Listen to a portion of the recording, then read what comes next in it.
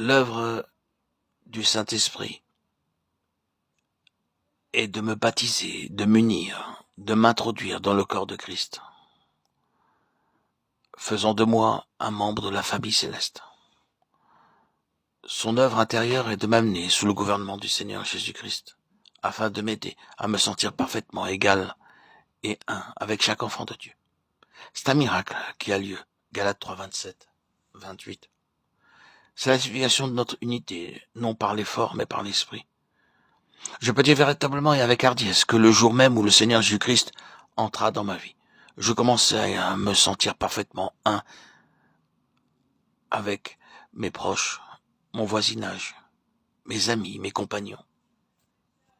Ceci mettait de la joie dans mon cœur, alors que je pensais nous sommes tous un, peu importe, que nous soyons blancs, juifs, noirs, indiens, chinois, pauvres, riches, grands, gros, petits, maigres.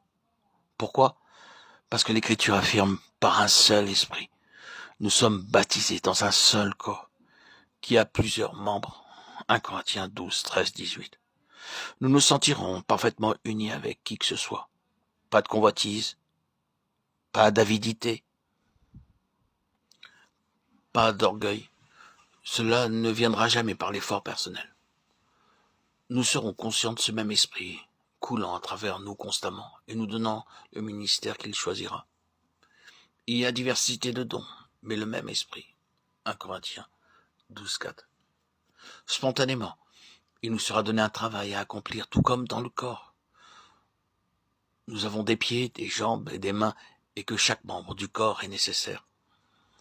Par exemple, derrière l'oreille se trouvent de petites glandes très petites et informes.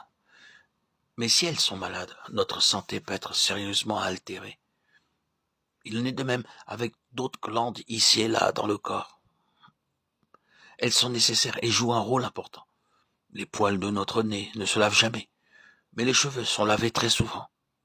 Cependant, les deux sont nécessaires. Sans les poils de votre nez, vous pouvez avoir la tuberculose. Quelle fonction importante ils ont. Ainsi, je vois par le Saint-Esprit que je ne dois plus m'enorgueillir de ma nationalité, de mon éducation, de ma richesse ou de ma position, car je suis uniquement un membre du corps de Christ. Dans ce corps, chaque membre est nécessaire. Je connais mon travail. Ce que vous pouvez faire, je ne peux pas le faire. Ce que je fais, vous ne pouvez le faire. Et tous ensemble, réunis, nous formons un corps en bonne santé. C'est pourquoi nous nous sentons parfaitement un avec chaque enfant de Dieu, et il y a de la joie dans notre communion, où que nous allions.